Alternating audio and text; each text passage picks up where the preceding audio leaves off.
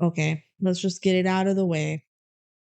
When we were watching this for the first time, watching all the DCOMs for the first time, at one point we're like, let's write every single one that we have left on a little piece of paper, put it in a bowl so we can randomly draw DCOMs from a bowl. And I was writing them out, and I wrote going to the mat with 2 T's for Matt. I'm going to give you some credit here. The main thing is, this is the only actual spelling mistake you made. Maybe there was one about Scott. No, this is the only punctuation ones. This is the only spelling mistake I But made. I really like the concept of going to the mat where the mat's a name, because then it's just you're going to the mat. Like, who's the mat that you're going to? It'd be cool if his name was Matt. His name's not Matt. Now, speaking of the title of the movie, they never really say it. Beg to differ. Going to the mat. That's true. The end credit song. That's the entire reason this was named, was for the cheeky end credit songs. Give us back the cringe end credit songs. Those are what is missing from modern DCOMs. Do they ever say Buffalo Dreams? Probably. Do they ever say Go Figure? Definitely. Do they ever say Horse Sense? That one's probably not. What is the DCOM that would be the least likely to have the title said? I bet they have never said High School Musical and High School Musical. Wizards of Waverly Place, the movie. That's a good call.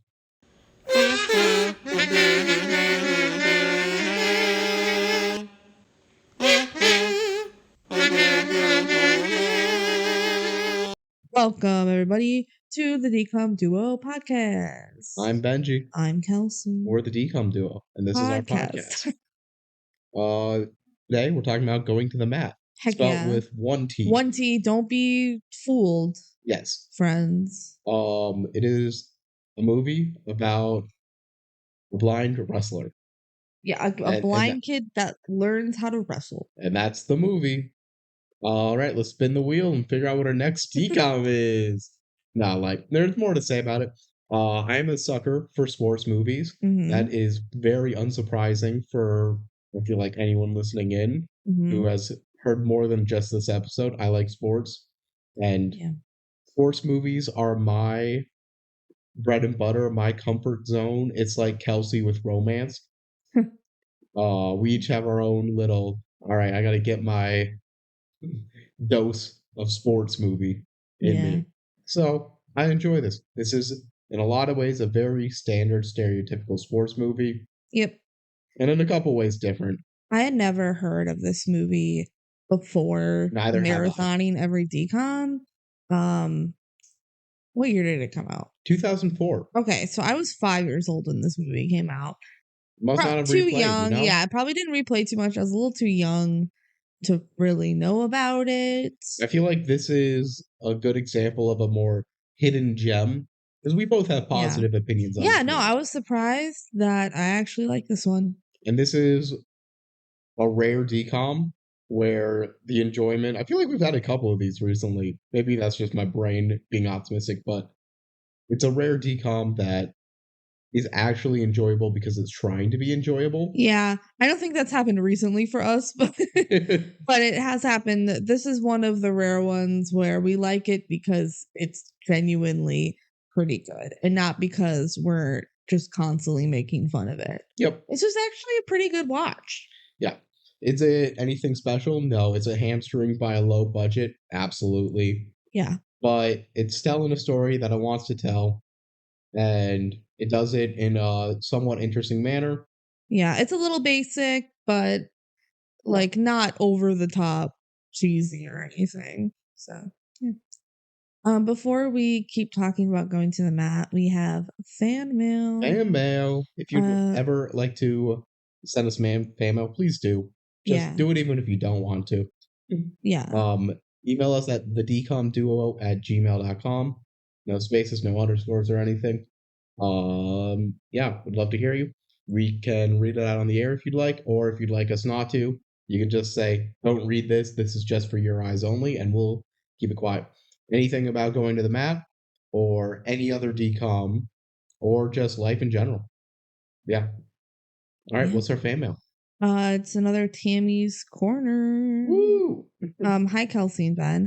I did listen to Kim Possible. However, couldn't think of anything interesting to write you about this podcast. That's valid. Today I finished Phantom of the Megaplex. You didn't have much positivity about this one and gave it an F. It's not a great movie. It's not great.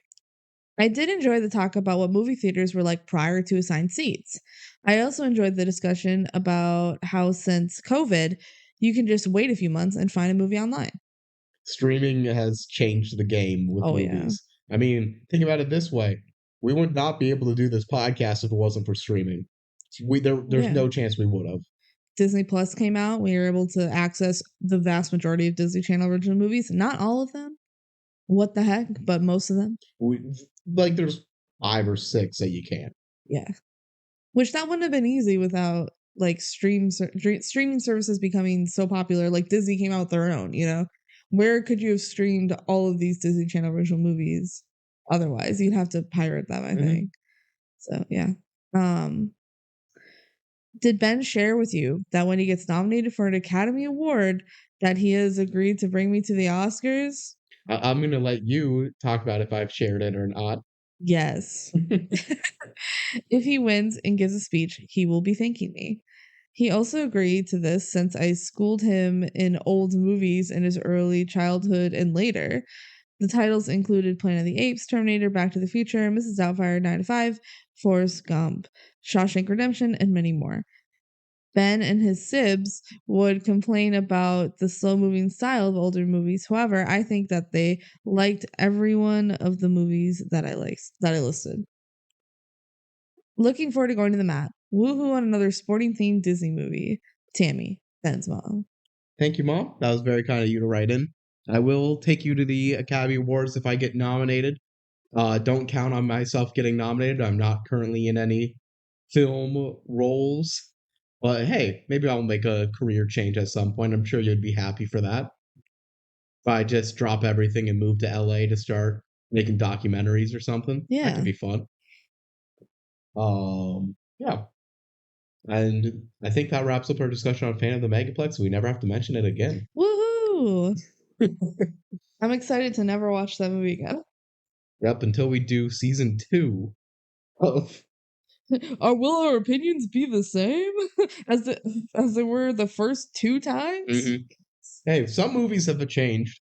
We just talked, like, Kelsey's been working on some TikToks.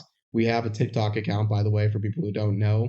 I've been hammering some out because I've been pretty behind on our episodes. That's the DCOM duo with underscores. No, not anymore. Never mind. They changed it on TikTok. So. Okay. Say the account name. The DCOM duo. Yeah, look that up on TikTok and you'll find what Kelsey's doing. And she was just working on one for Avalon High, and we're talking about that movie was rated very lowly for us before, and it definitely improved on a rewatch. Yeah, I was just going through. I was finding clips for the TikTok, and I was like, "No, this movie's pretty funny. It's bad funny. Yeah, it's bad. Unlike this movie, which we can actually start getting into talking about. Yeah. By the way, if people don't like these intro sections, I don't know if we don't get fan mail or anything, so I don't know. Just skip ahead. We won't be offended. Get to the movie. We just don't know when that's going to start, but it's probably 15 more minutes from now. Yeah. Okay. So, ready for the factos? Yeah, Ben did the factos today, and I did the notes. Yes. For the movie. So, this movie released March 19th, 2004. Cool. It is the 49th DCOM. Yeah, that's so much of a higher number than I expected. It is not a normal distribution of the population distribution of DCOMs is not an average amount. It is spikes early and then starts fading down. Yeah. And this is right in the beginning of the fade down phase. So it feels mathematically it's halfway through, but it's still an older DCOM. And I think the script feels like an even older DCOM. Yeah, it feels very classic of what they're trying to pull off. If we take a look at the movies released right around it, it still feels different from those movies. I'm pulling up my list to make sure I'm not lying about that, but I believe the movie right before this is Pixel Perfect, which does not feel like that. Let me verify this. Yeah, before was Pixel Perfect, after was Xenon Z3. Like, those feel a little more modern to me. Maybe. Regardless, that's going to the mat and when it was released. The director is Stuart Gillard, who, do you remember that name? No. Well, you should. We've talked about him twice. Oh, man. We've talked about him in Girl vs. Monster and Avalon High. Oh my gosh, I just made TikToks for both of those movies. Also did Hatching Pete, both Twitch's movies, Full Court Miracle, and Scream Team. So pretty. A lot of DCOMs. I don't even think he's the one who's done the most DCOMs, so. No, there's that one guy. Yeah, there's that one guy. Yeah, it was just coincidentally we're doing the third for this guy. So I decided I'm not going to cover that much about him. We talked about him in both of those episodes, but he's a decently big TV producer and director. Did shows like 90210, Charmed, a lot of other stuff. Yeah. Now for the cast. Playing Jason Newfield is Andrew Lawrence. Andrew Lawrence is the DCOM King. We've talked before. No, Jason Dolly. I like to think of Andrew Lawrence the DCOM Or King. people might actually say it's Ryan Merriman. The DCOM King is much more up for debate than DCOM Queen. I feel like DCOM Queen is definitely Brenda's song. Andrew Lawrence is in 4 DCOMs. I love Andrew Lawrence. Could I have told you who Andrew Lawrence was before watching every Disney Channel original movie? No. Had we seen any of his DCOMs before the marathon? No. Have I seen him in anything other than these 4 movies? No. But I love him. It's pretty great, actually. Like, he's not a great actor. This movie, I think he actually does pretty well. He's older in this one. This is the last one he did. Yeah. I love him. I think he's great. But the other movies, he's like a goofy little kid. Mm-hmm. And he's in my favorite, The Other Me, as playing 2 different characters. It's pretty iconic. We'll get to The Other Me when we get to The Other Me, but that's a fun time. He's also in Horse Sense and Jumping Ship. Jumping Ship is actually a sequel to Horse Sense, but they're very different movies. They're very different. Like, it doesn't feel like a sequel. It's just like the characters have a pre-existing relationship. Yeah. And in Horse Sense and Jumping Ship, he's with his brothers. And Jumping Ship is both brothers. And the Lawrence brothers. So if you've heard of them. Yep. His brothers are Joey and Matt. Yeah, Joey Lawrence. He was in a show. All 3 of them were in Brotherly Love. Okay. What's the one where he goes, whoa? I think it's that one. I don't actually know. He goes, whoa. But yeah. Going back to Andrew Lawrence, he's in a main role in Brotherly Love. That's like probably what he's best known for overall. It was just a sitcom that ran for 3 seasons on ABC. He now has a podcast that released this year, a part of Christy Carlson Romano's podcast network we talked about before, where he just rewatches Brotherly Love with his brothers. It's just a classic rewatch podcast for people who were like in a childhood show that aren't getting a lot of work. Yeah. He was the main character in the animated show Recess for seasons 2 through 6. That's so cool of you, Andrew. So like that's something. I used to watch that. I never watched the show. I just knew it was like an actual cartoon people liked. Yeah, I remember it being on my television when I was a child. Yep. Otherwise, various minor TV and film roles. He did he was in a band with his brothers. They released an album. That was a thing. He's recently gone into like directing small films, but nothing has took off or gotten good reviews. So, yeah, that's Andrew Lawrence. We'll talk about him a couple more times throughout this podcast. Smooches for Andrew Lawrence. Playing Mary Beth Rice is Alessandra Torresani. Oh. She has not done a ton of stuff. She does small TV and film roles like various episodes of Malcolm in the Middle, Arrested Development, Even Stevens, where, funnily enough, she played a wrestler in that. Oh, so that's her thing. It's like what's her name in motocrossing movies. Mm-hmm.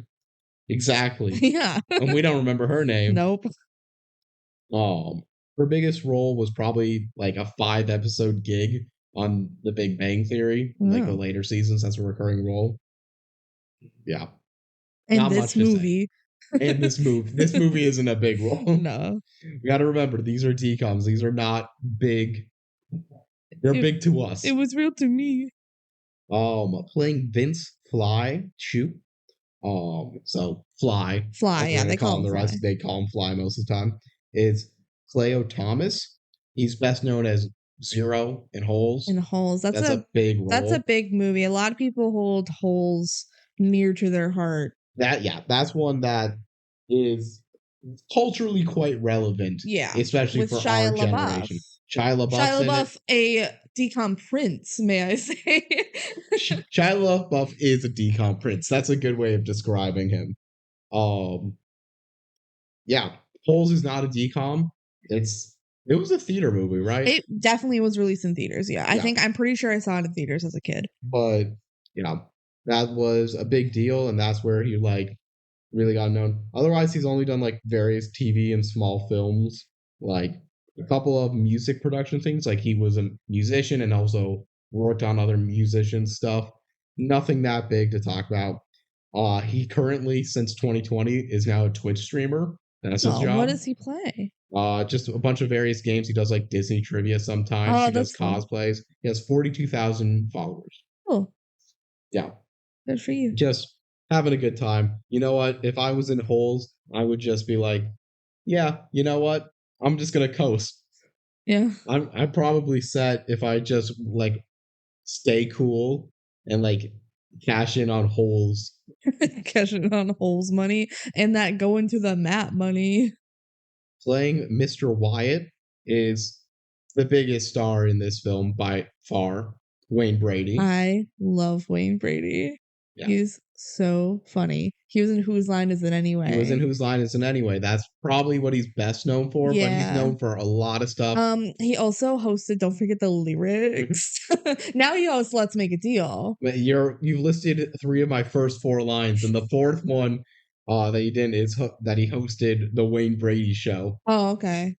He's done some other acting. He was in How I Met Your Mother as Barney's brother. He's done so much stuff that honestly I just didn't list a lot of stuff. He's done a bunch of TV, bunch of film, bunch of theater, improv. There's so much that I decided to just list a couple things that I found interesting. He's won 5 Emmys. Cool. Mostly for his hosting work and Whose Line work. He was in Ratatouille the musical.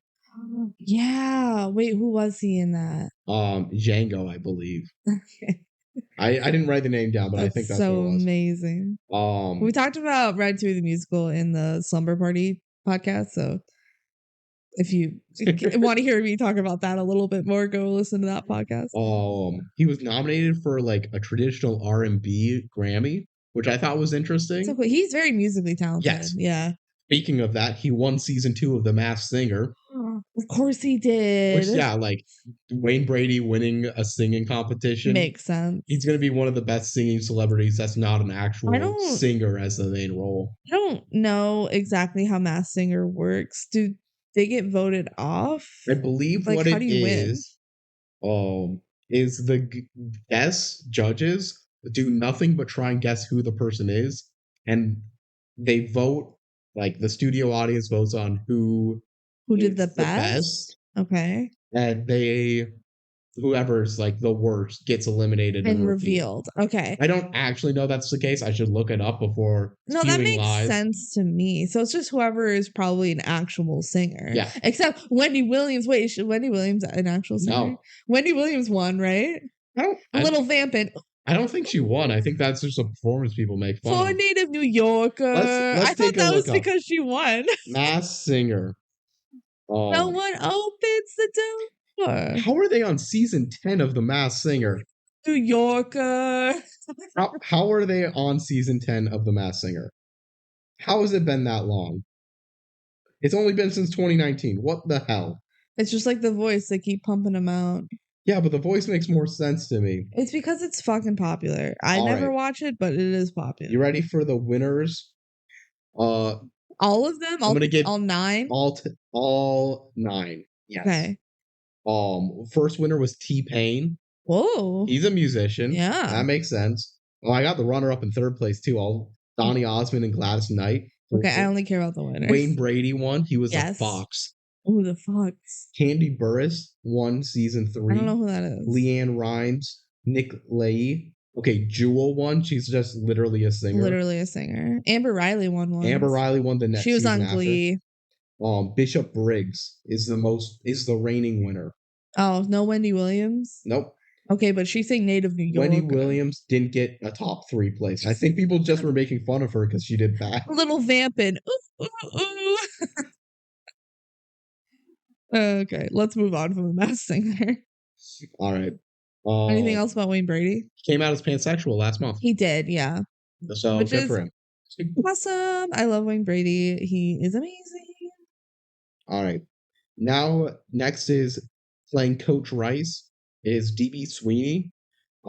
He did a lot of stuff, like a lot of films that are actually like middle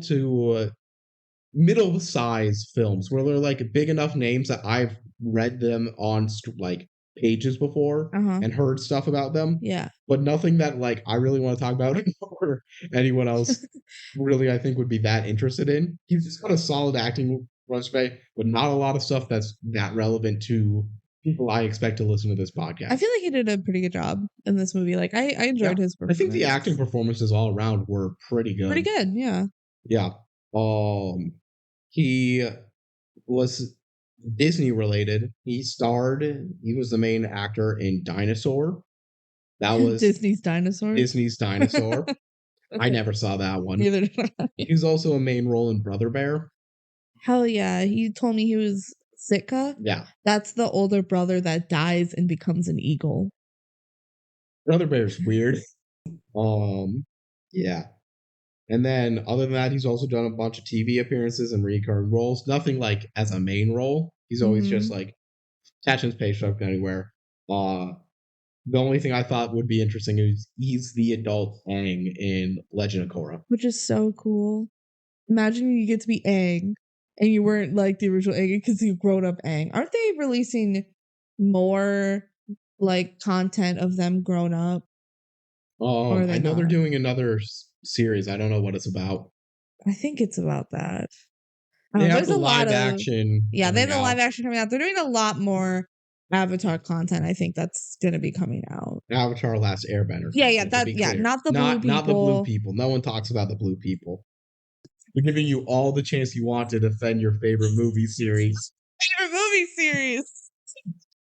All right. All we got was negatives about Avatar from Kelsey. Finally, the only remaining role that I felt was worth talking about was John Lambrix, and he's played by Billy Aaron Brown. He's done very little, actually. Oh, okay. Not much. He's best known for his main role in Jeepers Creepers 2. Jeepers Creepers? The second one. He wasn't in the first one. Oh, my bad. And he has a recurring role in the sitcom 8 Simple Rules. Never heard of it. I hadn't heard of either of those, but that's like the only things that were decently big that he was a part of. Gotcha. All right. Ready to move to Disney Plus description? What about fun facts? Oh, yeah, I forgot to say fun facts. Fun facts. All right, you ready to move on to fun facts? Yeah. Okay. The only thing I really could say is Stuart Gillard, that's the director. He won the DGA, Directors Guild Association, award for this movie for directing in children's programming. Cool. So good for him on that. Yeah. Wayne Brady was nominated as well for multiple awards, the NAACP Image Award and the NAMIC Vision Awards, which are just like acting awards for portraying diverse characters. There you go. Also, he's not blind, and neither is Andrew Lawrence. Neither of them play blind people, and that's just a little weird. It's a little weird. But I feel like that also just happens a fair amount. Well, especially in 2004. Yeah. I mean, what year did Ray come out? I don't know. Jamie Foxx won an award for playing Ray Charles, who of course is blind in real life. Yeah. And he won an Oscar for portraying him. Like, it's also a thing where acting's a much harder thing to do in terms of a visual format for a blind person for certain types of roles. But if you're playing a blind person, it should work. I fully agree. It should work, yeah. But I don't know. We'll get into that like in certain scenes, I'm sure. But yeah. Okay. Now we can read the Disney Plus description. Are you ready? I'm ready. Okay. Despite being blind, Jace Newfield never lets anything stand in his way. So when his family moves from New York to the Midwest, he must find a way to fit in where everything is new, from the town to his school to his house, all while struggling to maintain his independence. Soon, Jace takes up wrestling and, with the help of his teachers, strives to master his wrestling skills and bring his team to the championships. Cool. There's definitely nothing weird about that one. Everything in this description is factual, and we definitely won't run into any problems. Let's just mention it now. Okay, it says he moves to the Midwest. He does not move to the Midwest. He moves to Utah. He moves to freaking Utah. Which Utah is not a part of the Midwest. No, and we know because we're in the Midwest right now. And Utah ain't here, okay? And like it shows in the establishing shots when they're moving, there's like mountains. Mm-hmm. There ain't mountains in the Midwest. What the heck? What the heck? Okay, you ready to jump into the movie?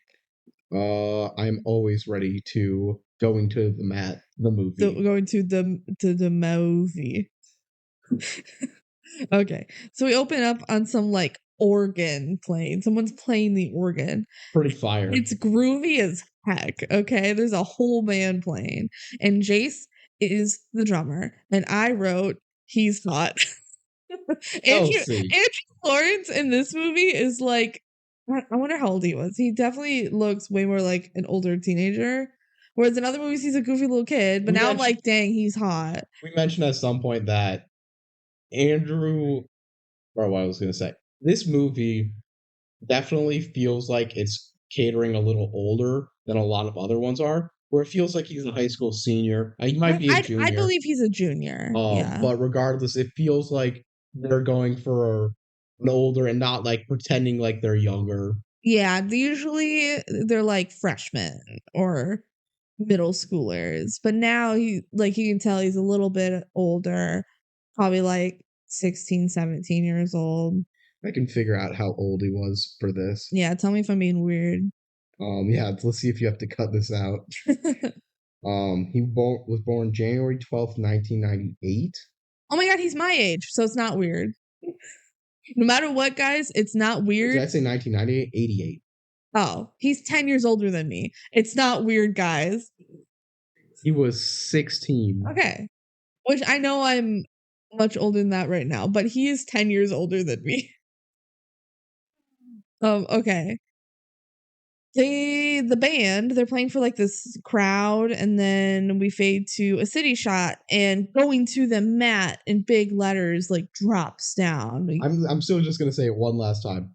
Weird name for this movie. Going to I don't know what. I'm not a writer. I'm not going to come up with a better name for the movie, but there's a lot. It doesn't describe anything. It has to be like a wrestling name, and there's a mat in wrestling.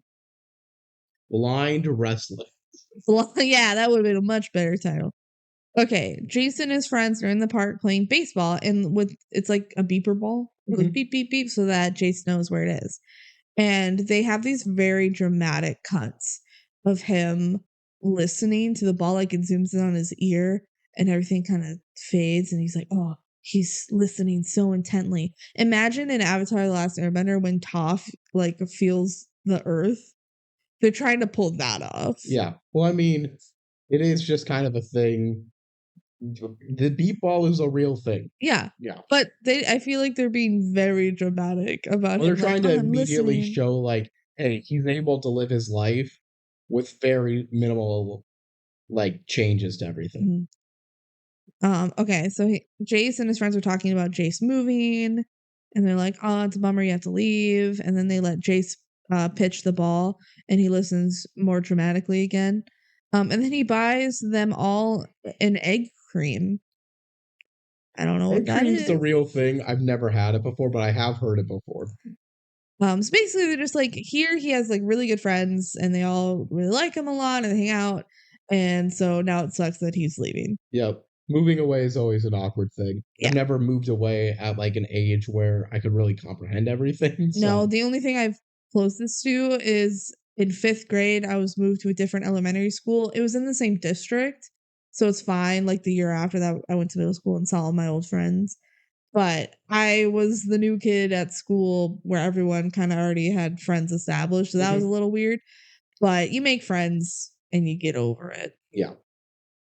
Okay, cut to a little road trip montage through some more opening credits. I wrote they moved to the Midwest. Crazy, because I believed the description that they told me they're moving to the Midwest, and they're not. They're moving to Utah. So they pull up to the new house, and there's jokes about Jace being like, "Oh, it looks great," but obviously he can't see it because he's blind. And then Jace and Dad go to play some basketball, which also beeps. Well, the dad's like, "Let's go play some basketball," and then he just leaves Jace alone at the hoop. Yeah, I think you might set him up and then leave. And then bye. I don't actually want to play basketball with you. I'm just gonna let you play basketball by yourself, son. Okay. And then a kid bikes up and he says hi to Jace, and his name is Vince. But we learn later that he goes by Fly. So this is Fly. He like waves his hand in front of Jace's face. By the way, Jace is wearing sunglasses. Which he doesn't do throughout the movie. I feel like it's a very stereotypical blind person thing. Is like, oh, they're wearing glasses, even though a lot of blind people don't. They don't consistently wear glasses. No, and it's the reason for the glasses is because like for normal eyes, your retina is that the little hole? It like will change size based on how bright it is. But when you're blind, it stays really big, and you can damage your eyes if it's super bright. Yeah. So that's why they wear sunglasses to protect their eyes from like brightness. So, but if it's not going to be in a super bright situation, you don't need to be wearing. Yes, and glasses. Sometimes he's like wearing them inside or not, and I'm like, I feel like it's just more on the stereotype. I don't know. I'm not blind, nor do I know a blind person, so I can't really talk about if this movie does a good job or not. I saw one Letterboxd review talk about what the movie got right and incorrect about being blind. So it gets some things right and some things wrong. And it said the glasses was accurate. That you don't wear them all the time, but you sometimes do wear them sometimes. Though. Okay, good. I'm glad. Okay. So Fly like waves his hand in front of Jace's face, and Jace is like, "What are you doing?" And he's like, "Oh, you can see me doing that." And he's like, I'm like Daredevil. Yeah, imagine just waving your hand in front of a blind person and then they go out and grab it. Oh yeah, that is way to, yeah. And it's like, dude, he can fucking feel like, I'm sure it does some kind of like wind, or he can hear you. I think it's a part of that. Most blind people aren't 100% blind, and neither is Jace. Oh, is he not? No. Okay, so he can probably see like shadows and. Yeah, it's mentioned like he can see like where people's faces are. Okay, yeah. Yeah, so Jace's like, I'm like Daredevil. I have like bat radar. Like he's just messing with Fly. But Fly like believes him. And Fly's like, no, I don't want to play basketball, I guess. I don't know. Okay, so then a new day, Mom drops Jace off at school, and Jace trips going in, but someone is nice and opens the door for him. And then we get a weird shot of Jace like standing in the hallway as everyone is walking around him, but everyone walking isn't like sped up. It looks like, how do I describe this correctly? It's very 2000s. It looks like a music video moment. Yeah. Where like the guitar is playing and it's a Matchbox 20 song and it's just like I don't know. I don't know if in the actual music I'm doing that, but that's a vibe. It's also like weirdly, I think the glasses are part of it. Matrix vibes. Yeah.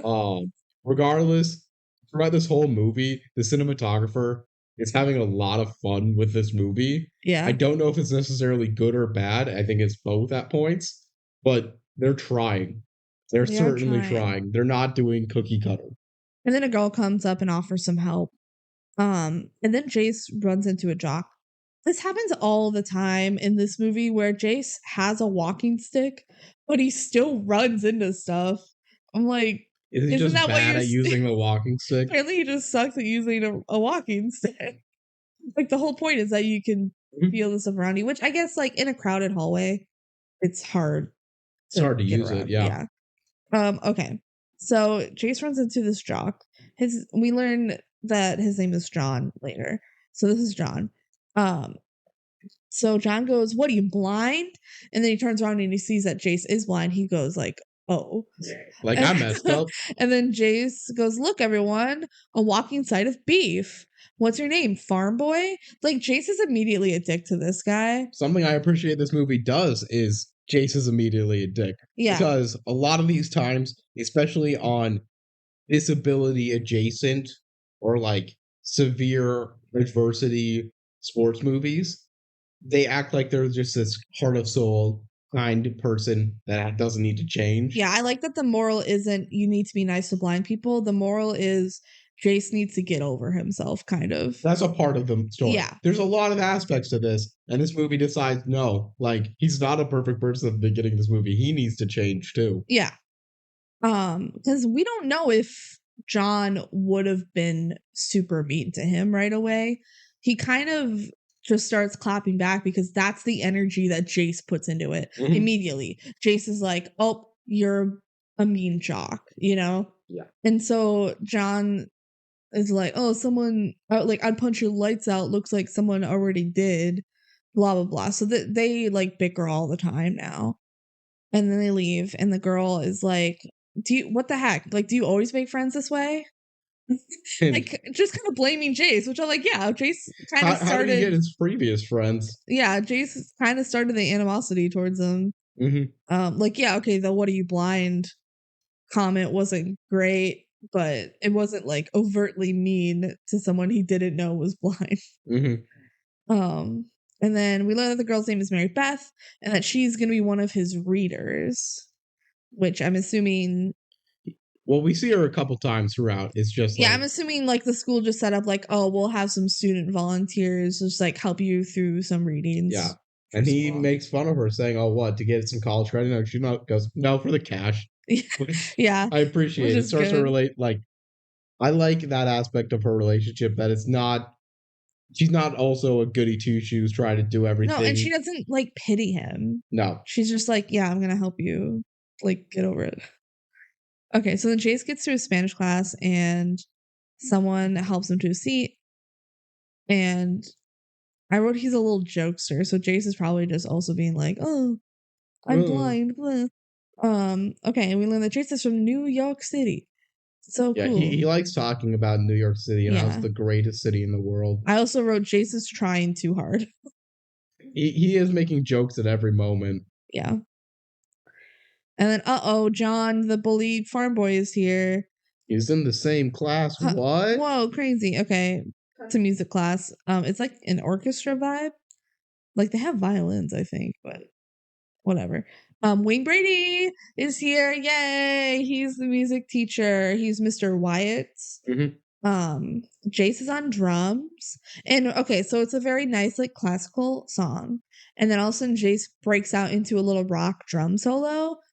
Very unnecessary. He kills the vibe. But then Fly is on piano and he's completely feeling it. Yeah, he feels the vibe and he starts like joining in on piano.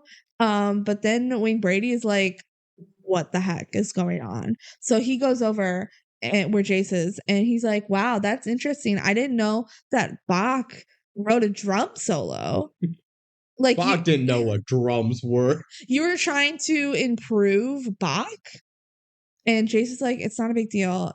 And Wayne Brady's like, don't assume that you're better than everyone else, okay? Everyone here is equal.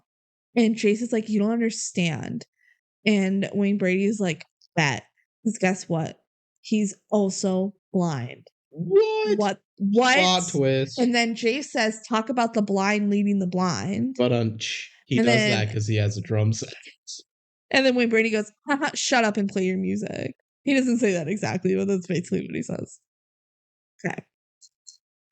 So then cut to Fly hanging out with Jace in the hallway. And he's like, oh yeah, I'm the one that backed you up on piano. Wasn't that cool? It's pretty cool. I'm gonna mention now, I don't get why Jace doesn't just set up like a jazz club. I feel like that would be pretty easy. Yeah. And he would have had enough interest and that would have been fine. He sure would have had Fly. Yeah. And later on, we see Wayne Brady enjoys doing the jazz music with him. Yeah, well, he explains kind of why he didn't do it later. So we'll talk about it later. Okay. Jace is like, who's like the teacher? What's his deal? And then, but at the same time, he walks by, so, which how would he know he's blind? So, oops, it's awkward. Okay. And then they run into the bullies again, and Fly is like, you shouldn't mess with those guys. Cool. Back at home, they're playing basketball. Yeah, they're jocks. Back at home, they're playing basketball. And Jace brags about his old band or something. And this is where we learn that Fly, like, that's his nickname. And then Fly throws the ball to Jace, just like right past him. Because Jace's like, oh, give me the ball. And then Fly throws it and it just whips right by his head. Yep. And he's like, you gotta bounce past it. I need to hear where it is. Yeah, like you can't just throw it. And Fly's like, oh, sorry, I forgot you were blind.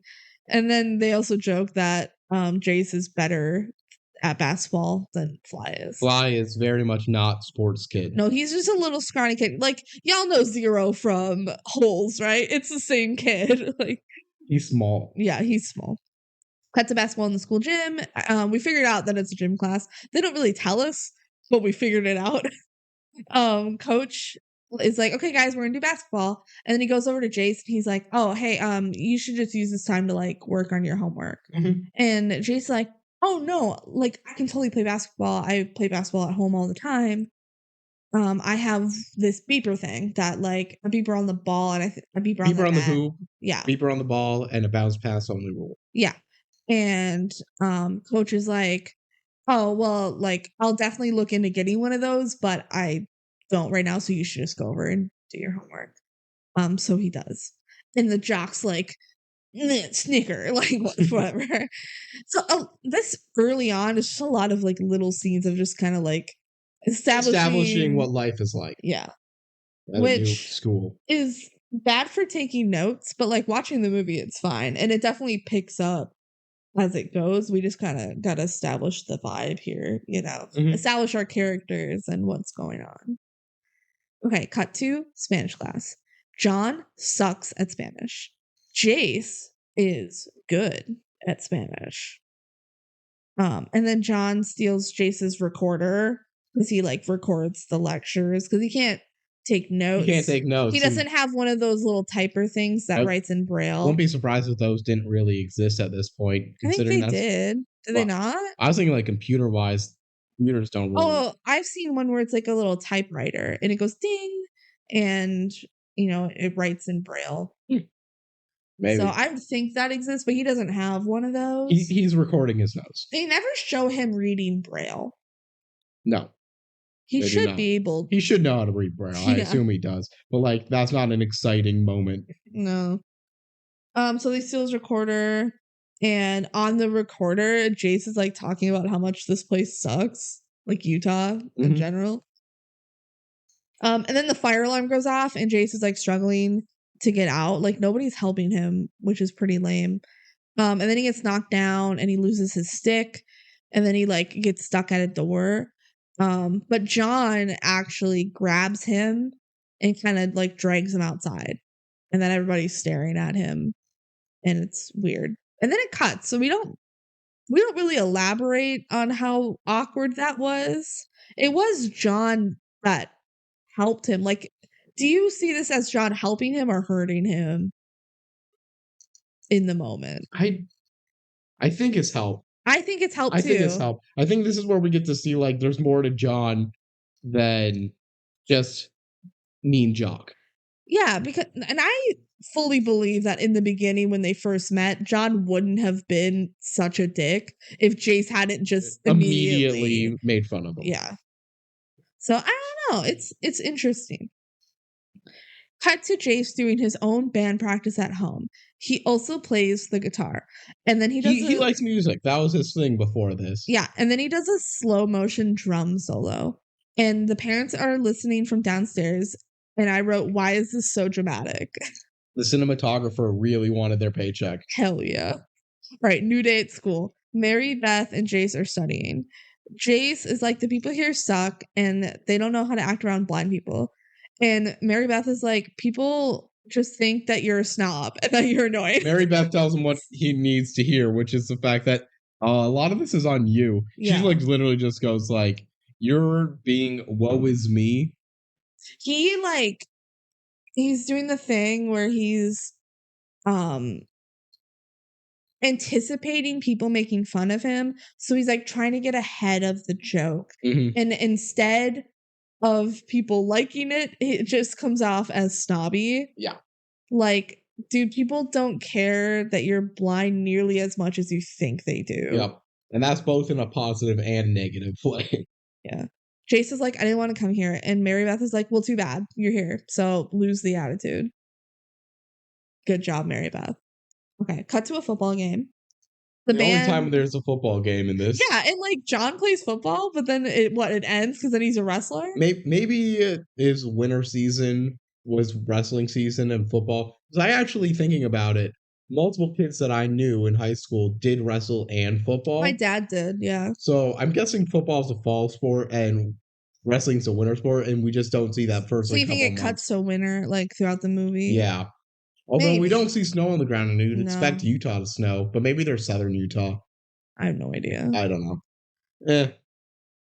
Okay, anyway, the band is playing, and Jace is like part of the band, like the school band is playing, and he's on the drums. And then John teases him, and Jace is like, haha, yeah, I'm blind. It's so funny. Like, I don't know, they don't say that exactly, but they're making jokes. They're making blind jokes. Mary Beth is like, you should try out for wrestling. My dad's the coach. Blind kids have been good at wrestling before. And he's like, no. But then at home, Jace is like Googling wrestling.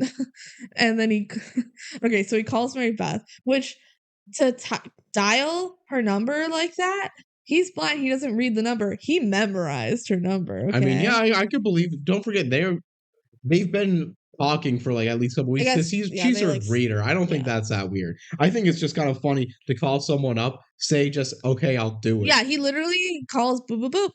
Mary Beth, okay, I'll do it. Yeah, he did his research on how blind wrestling works, and this is an actual thing that I have seen multiple stories and multiple like videos of very successful blind wrestlers. It is like the sport that blind people can do. Yeah, no, it totally makes sense because it's like all contact. Yep.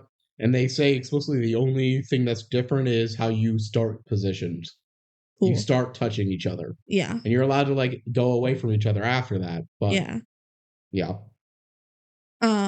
Yeah, so he calls up, hey Mary Beth, okay, I'll do it. And then he just goes, stop laughing. Stop laughing. Stop laughing. So apparently she just finds this hysterical. Which I don't get why. I think she finds it funny because he doesn't say what he's in for. He just said, I'll do it. I'll do it. Do what, Jace? I'll wrestle. All right. Brand new day. Jace brings Fly with him to try out for wrestling. So he's like, Fly, you have to also be a wrestler. And they go to talk to Coach about joining the team. And the coach is like, why do you want to wrestle? And Jace says, I'm just looking for ways to compete, Coach. So Coach hands him some tapes to watch. He's like, okay, so watch these tapes. And then he like realizes that Jace is funny. He's like, Fly will describe them to you. And then he's like, next week you can like try out for the team, I guess. Just like watch the tapes first. And then cool. Now Jace is out to tea with his parents. They're at like a really fancy place. It's weird. And that's the best way I could describe it. It's like a country club or something. They're like drinking tea. They're like at a airport lounge that's giant in the middle of nowhere. Yeah. And he's telling them about wrestling, and the mom is like, why would you do that? But the dad's like, no, he can totally do it. And mom's like, no, it's dangerous. But Jace is like, my whole life is dangerous. Walking out the door is dangerous, but I can't just hide the whole time. Wow. So I'm going to go out for wrestling. And that's it. That's it. Yep. I thought the parents were bigger characters. They're not. They're really not. Back at school, they have their waivers signed to start wrestling, so they get weighed, and Fly is really small. Yeah, it's a decent little joke where they're like weighing Jace and they're bouncing. Yeah, it's one of those like manual scales where you have to move the little notches, and the coach moves it up and then has to like move it way back all down. the way back down for Fly. And it's just so he's like 100. The way the weigh-in works is Jace is automatically second in line because they only have one person at his weight class. Mm-hmm. And then Fly, there's no one at that low weight class. So he just gets in. Yeah. He's like, yep, that one's open. Okay, so coach says that they have to win their weight class to wrestle in competition. So every like 2 to 3 weeks, they have a wrestle off to see who is going to compete in the matches for each weight class. Okay, cut to them jogging. And then they do shot drills, which I said looks uncomfy. Uh-oh. John is in wrestling too. What? Shocker. He says, look, it's the gimp and the wimp. Thought of that one real fast. Yeah. And then we see some wrestling in the wrestling room, which for those who don't know is like a padded room. There was like a room like that for me. Yeah, me too in my school. It smelled so bad. Probably because there's a lot of sweat rolled into that mat. It was like a separate room that was like pretty small, closed off. It smelled so it could not air out the smell. It was just so sweaty. And we would go in there sometimes during gym class to play like freeze tag or something. I don't know why. But oh my god, the smell. Yeah. Wrestling's a weird sport. It is weird. I wish I am the sports guy, but I don't know wrestling rules that well. I can't go and verify all of these rules make sense or not. I'm just like, okay, I'll accept it. Okay, so they're like practicing wrestling, and Jace like headbutts a guy in the nose. They're all like sitting like in that one pottery romantic moment. That's how you're describing this? Yes. And Jace puts his head up and right into the nose. Yeah. Because I think the guy was making fun of him for being blind or something. And then the guy's like, Coach, you suck for letting the blind guy in on the wrestling team. And coach is like, shut up. And then the coach helps Jace with his wrestling. And then another guy makes blind jokes at Jace. So Jace plays dirty and pins him, but like not in regulation way. And then the coach lectures Jace in his office about having a hot head and like, I'm not going to let you just injure my players. And he says, wrestling isn't just about brute strength and fighting. It's about intelligence, okay? So use your brain. You're a smart kid. You can figure it out. Yeah. Don't come here just to get in fights with people. Mm-hmm. Okay. Cut to Jace talking with Mary Beth. The first scrimmage is on Monday against the Cowboys. The Cowboys are the big rival team, yes, right? They are the big bad. They will face them 3 times in here. Spoiler alert. This is the exhibition round. Then they'll face them for the regular season finale, and then for regionals. Yep. And they're the most important ones to beat. Yeah, they're really good. Mm-hmm. Okay, and then we cut to the scrimmage. So here we are. We're scrimmaging. For those who don't know what scrimmage means, it's not an actual match. It is just for practice. Yeah. John walks by his component and he says, "You're going down, my man. Yeah, all over you for the pin." Oh, they're rivals, okay? The rival guy is T-Rex Turner. They are both very good wrestlers who like they're both undefeated. Yeah, and I think they were undefeated the previous year. Like, they're good. Yeah. This is John's senior year, by the way. Yeah. Mary Beth is watching. She's super into it. She loves it. Remember, her dad's the coach. So she knows all the rules. She has 3 brothers and will consistently mention it. Yeah. And we never see any of the brothers. And if you're thinking this movie's about how like Mary Beth should wrestle, even though she's a girl, no, it's not. It's about a blind kid wrestling. Yep, it's a different movie. She's just really into watching. And I don't think she really wants to wrestle. She never really longs for it. She's just like, I just love watching and cheering them on, and it's fun. Mary Beth is pretty cool. Yeah, she is completely head on the shoulders correctly the entire movie. For sure. Coach is like, hey, John, what the fuck? Why you shit talking? You're sitting this one out. I don't want you getting hurt before the season even starts just because you're angry. You're a senior, so go set an example, okay? This is your last chance to wrestle. Yeah, he doesn't get to wrestle Mr. T-Rex Turner. No, he said he's sitting this one out. And then we see some wrestling. Whoa. And then Luke is the one that wrestles T-Rex Turner, right? He gets hurt. Yep, his collarbone breaks. Fucking T-Rex Turner breaks Luke's collarbone. By the way, Luke's a mean jock. Luke is the never redeemed jock. Yeah. No. Spoiler alert. John gets redeemed. Yeah. So, yeah, Luke's collarbone is like broken. And T-Rex Turner is like smiling because he broke a guy's collarbone. Mm-hmm. He's crazy. Cut to Fly saying, "Whoa, that was scary." And Mary Beth's like, "Yeah, he's gonna be out for months because of the collarbone. So that means, Jace, you're probably gonna compete since you're in the same weight class and he's out." And Jace is like, "Uh-oh." Yeah, in the first competition soon. Cool.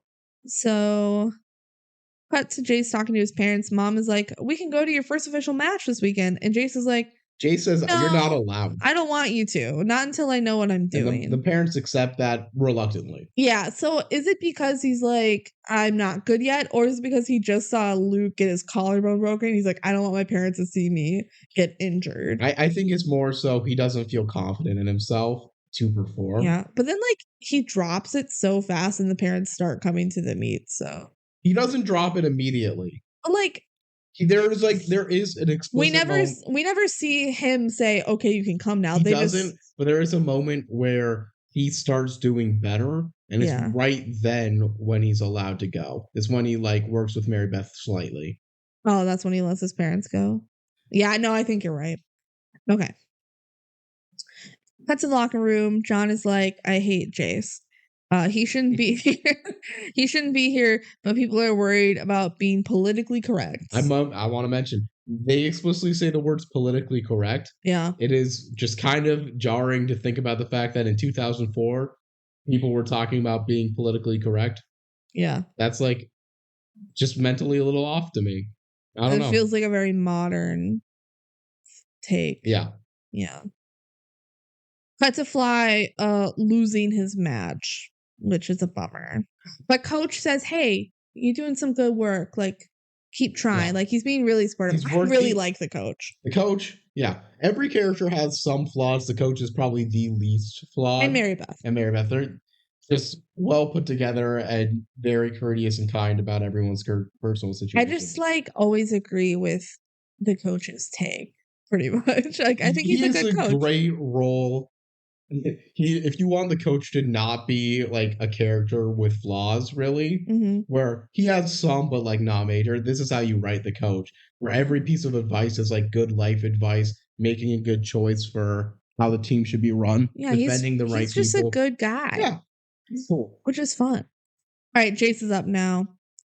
Boomer is another one of the mean jocks. He puts some paper on Jace's back without Jace realizing it, and it has an eye, like a drawing of an eyeball with the red circle around it with the dash.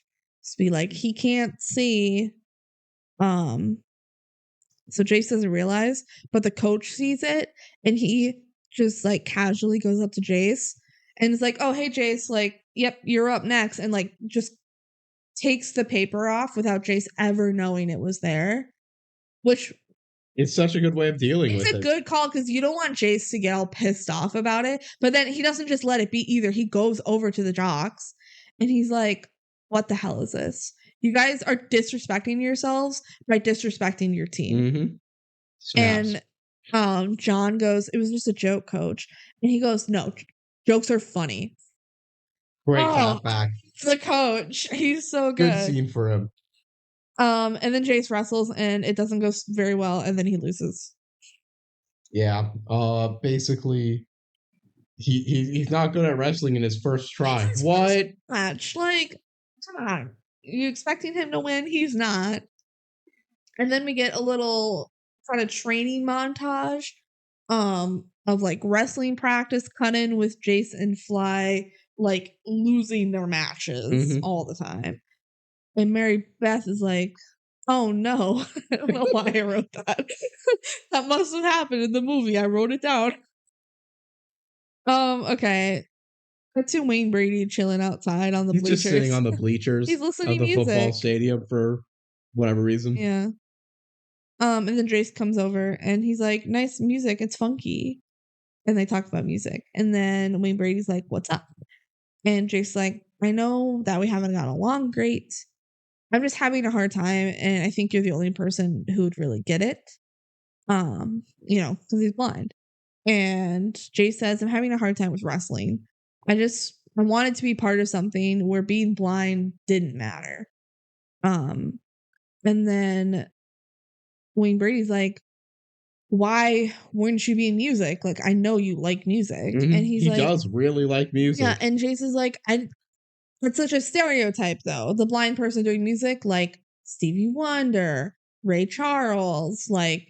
There's a bunch of examples. Yeah, he's like, I don't want to be a stereotype. And then Jay says, like, doesn't it suck that being blind is the only thing people focus on? And Wayne Brady's like, yeah, you know what? It does suck. And you're different. But you've been walking around with a huge chip on your shoulder. You might as well have a sign that says, pity me. Yep. You got to play your own song so people see you for who you really are. Stop acting like you have all this front against you, even though you do have some. Yeah. He's like, guess what? You are different. You are blind. Deal with it. Like, just be yourself and people will look past it. Which Jace knows how to do back in New York. Mm-hmm. It's just like he's going to a new place with these expectations that people are going to be mean to him. And so they are mean to him. Yep. Like, he just needs to be himself. It's just a little rude. Yeah. Okay. Cut to Jace working out alone, like in the gym. And then John comes over and he's like, hey, practice is over. You can go home. And Jace is like, well, practice over for you guys. You've been winning. I haven't been winning, so I'm here working. I feel like, he wasn't doing this to, like, impress anyone else. No, he was just doing it because, like... But it's definitely just getting the chops of, like, okay, that's a good mindset for the team. Yeah, he's like, I am sick of losing, so I'm going to work out harder. And then Jay says, even if I don't score points for the teams, I don't want people to say I didn't work my butt off. Yep. He doesn't want effort to be an excuse. Yeah. So then John leaves and Mary Beth comes in. And she's like, what the heck? We were supposed to read. And he's like, oh, sorry. And then she goes, can I offer some advice? Maybe the reason you haven't won is because your balance is off. Wrestling is like dancing. I will be your dance coach. Yep. So Jason's going to pay her to teach him how to dance. So cut to Mary Beth showing up to Jason's house with like a giant stuffed dog. Yep. Just knocks on the door. Here's a giant dog. Yeah, the mom answers the door and is like, hey, Mary Beth. And she's like, hey, I have this giant stuffed dog. So that was something. Then they go upstairs to Jason's room. Yep. And then Mary Beth goes, first, we need music. And Jace goes, I got this. Yeah, he just starts beatboxing. He starts beatboxing, like, yeah, I can that's what was being asked for, which is quite silly. Funny. And then Mary Beth is like, no, I brought some music. I brought music that I like, and I don't want your beatboxing, Jace. Yeah, and then they start dancing to the music, but in a way that's like for wrestling. Yeah, like practicing certain grabs and stuff while dancing. He wants to like slow dance at first, and she's like, this isn't ballroom dancing, this is wrestling. So they like sway in a wrestling beatboxing way. For flow dance music, were you? But then like cool music starts playing, So they're dancing for wrestling. And they're just kind of like, on the floor, like thump, thump, thump. And the mom hears the thumping noise from downstairs. They explicitly cut to let us know that the mom is suspicious of what's going on. Yeah, so it looks like they're fucking. Yep. There's no other way of putting that. Whoops. And then he wrestles with the big stuffed animal dog. Does some like moves with them, all the different wrestling moves. Yeah. This is not like WWE wrestling. This is like actual wrestling. Actual wrestling. There are moves. It's not just guys hugging each other. Come on. There's real moves, guys. Yeah. Yeah. Woo. Okay, cut to them outside. They're talking. And this is where she's like, my whole family loves wrestling and blah, blah, blah. And then Jace goes, this is the first conversation we've had that isn't all about me. I'm a jerk, huh? And Mary Beth's like, maybe. And and Jace is like, why do you even like me? And Mary Beth is like, you're the first person who like doesn't think I'm ugly or something. Like, she's like, people think I'm ugly, so they don't talk People to me. don't think that, to be Oh, clear. she's pretty. Like, she's a pretty girl. But he's like, you're not ugly. And then she's like, how would you know? And then he does the touch. Face touching is something that's not a from thing. my research is not a real thing at all. No. But he touches her face to see if she's pretty. As much as Lionel Richie would make you think so in his music video for Hello, is it me you're looking for? You know she's blind, and then she like sculpts his face. Yeah, so he touches her face. And then he goes, because I know that your face would have to match your heart. Because you're a good person. Yeah, so you could have just used that line. Yeah, you didn't have to touch her face. He could have just said that. It's still really cute, but whatever. It's a sweet little moment. Cut to more wrestling matches. And the parents get to show up now. Yay! Because he feels a little more confident. And then they take an injury timeout, but Jace is doing better. Yeah, Jace is like actually holding his own in this match. Yeah. And Mary Beth is literally sitting in the middle of the parents, which I find hilarious because Mary Beth is like explaining the rules and the parents just don't want to sit by each other. Stop it. I guess they're just like, it's better for us to listen to Mary Beth if we're both next to her. So she's like explaining and they're all cheering and it's really cute. And then so Jace is like, he does the move that Mary Beth had him practice with the stuffed dog. And Mary Beth says the steps of the move while he's doing it. Like it's all happening in slow motion. She's just an incredible wrestling commentator. It's pretty cheesy. She knows everything. And the coach even stands up in awe in slow motion. And then Jace wins. Wow. He won his first match. He gets his hand raised because he's the winner. Yes, he did it. Cut to Fly doing a little like rap about how cool Jace is. And Jace like does a little beatbox. They're just absolute vibing. Yeah. And then a reporter comes up to Jace. He's like, oh my gosh, I want to do a story about you because you're blind. And Jace is like, I'm flattered, but like, my team is like better than me, right? And of course, like, you're blind, right? Yeah. And Jace says, okay, how about you wait until like I win some more and contribute more to the team and then we'll talk.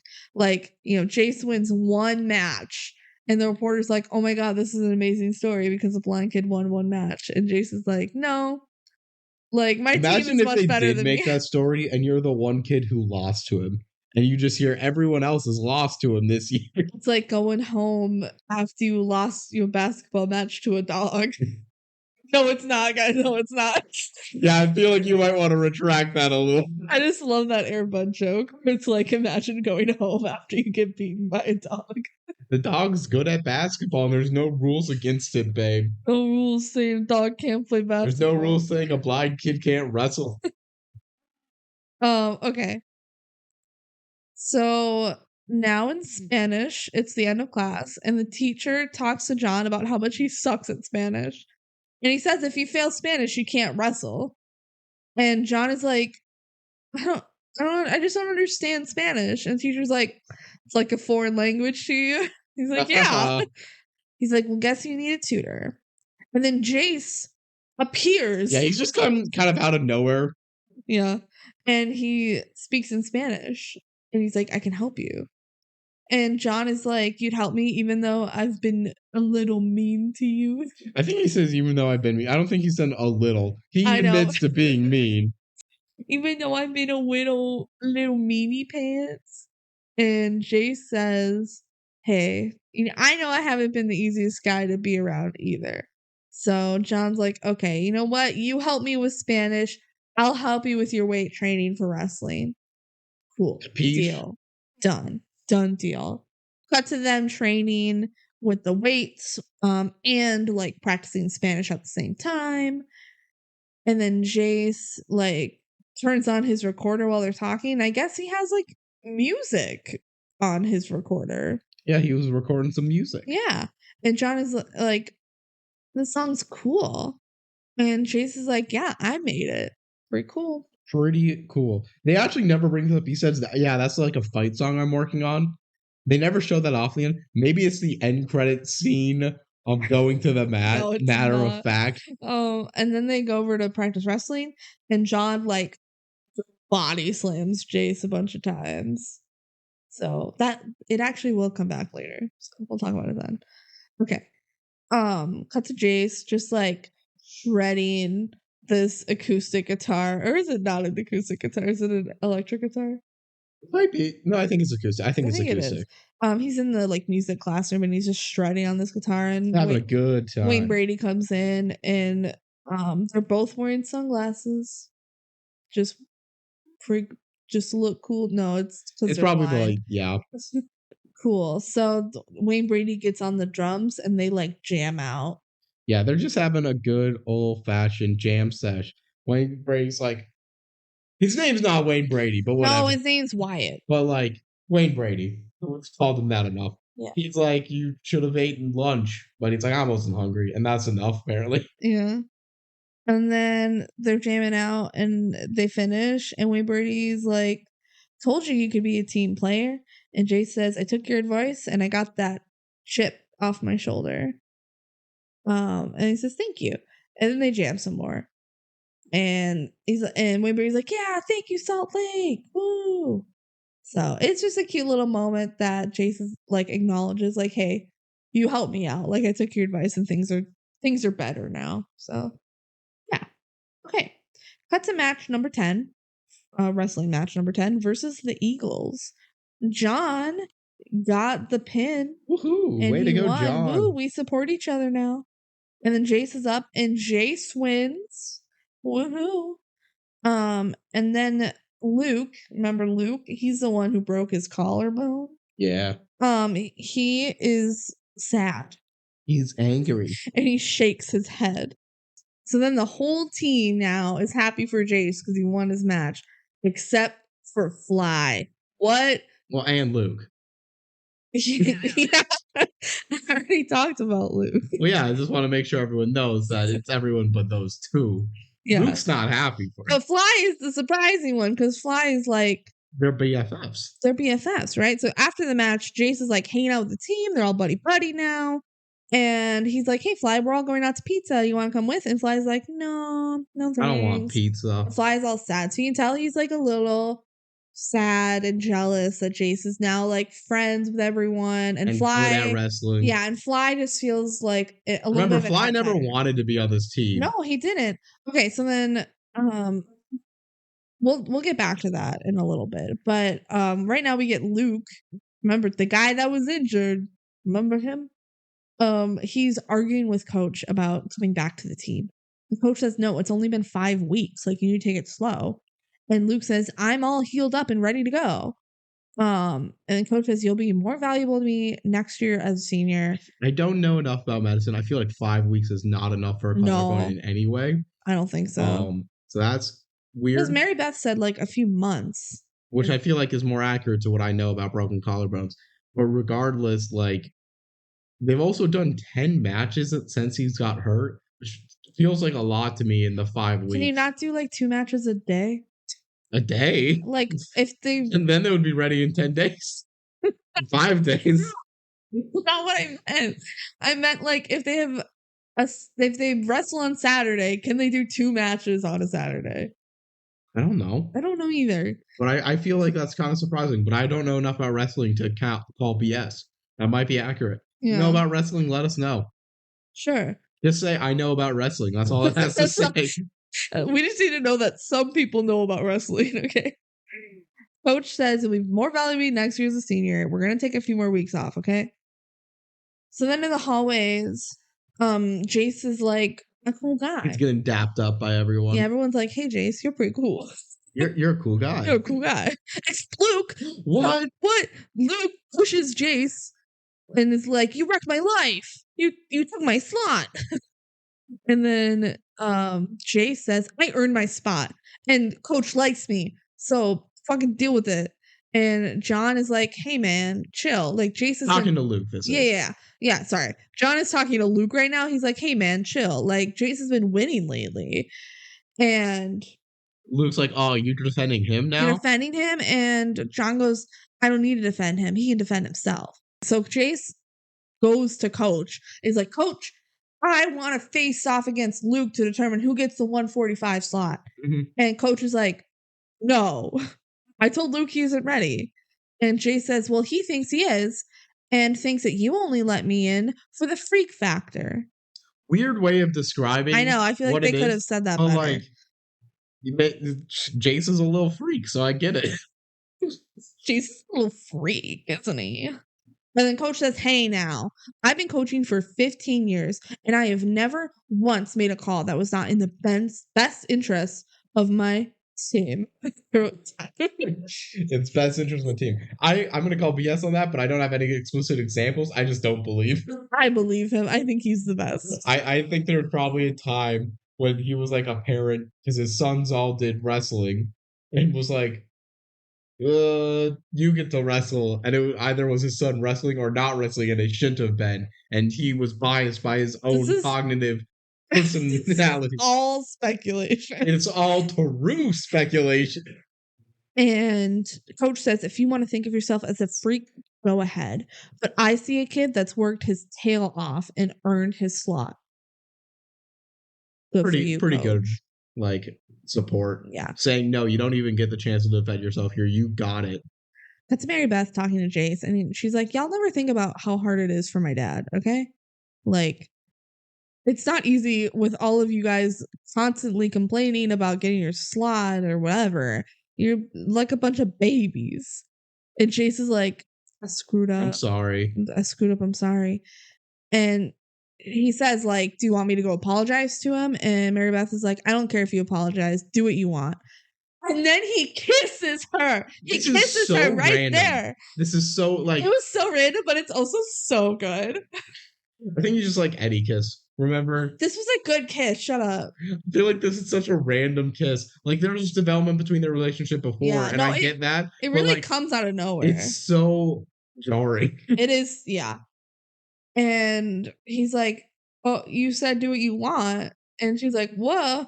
And he goes, we can pretend it just didn't happen. And she's like, shut up, Jace. And they're all like flirty and it's cute. And then they kind of act like it didn't happen.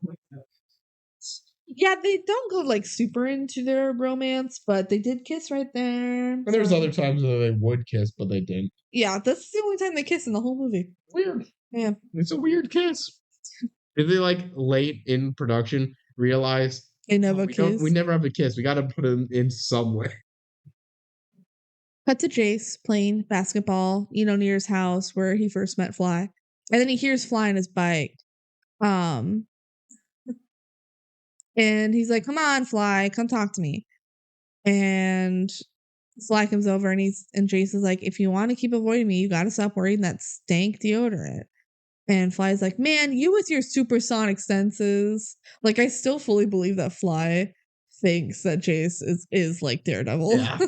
He thinks he knows everything. Yeah. And then Jace, like, runs into a pole, and even though he has a stick in his hand... Is he using his stick here? Yes! Okay, well, this one is something where I kind of assume he's doing this on purpose to get Jace to come... to get Fly to come over. Maybe.